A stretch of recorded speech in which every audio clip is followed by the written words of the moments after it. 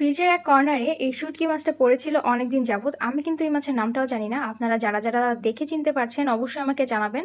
আমি মাছগুলোতে অনেক বেশি আঁশ থাকায় ১ম এ চেষ্টা করেছি বেশ কিছুটা আঁশ নিজে থেকে ফেলে দিতে। এরপর এগুলোকে টুকরো করে কেটে এরপরে একটু টেলে নিয়ে তারপর গরম পানিতে দিয়ে রেখেছিলাম।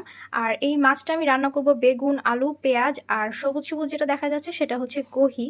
প্রথমেই তেল গরম করে এর মধ্যে পেঁয়াজ কুচি বেশ কিছুক্ষণ ভেজে বেরেস্তার মতো করে নিয়েছিলাম। এরপর আদা রসুন বাটা দিয়ে এরপর একে একে হলুদের গুঁড়া, মরিচের গুঁড়া, ধনিয়ার গুঁড়া দিয়ে বেশ কিছুক্ষণ কষিয়ে নিয়ে বেগুন, আলু আর কহিটা দিয়ে দিলাম। এবার পরিমাণ মতো লবণ দিয়ে এগুলোকে ভালো মতো নেড়ে চেড়ে কষিয়ে নিব। প্রচণ্ড গরমে হঠাৎ করেই মনে হলো একটু ঝোল জাতীয় কিছু একটা খাই, তো সবজি তো খেতেই হবে। আর শুটকি মাছটা এখানে অপশনাল ছিল।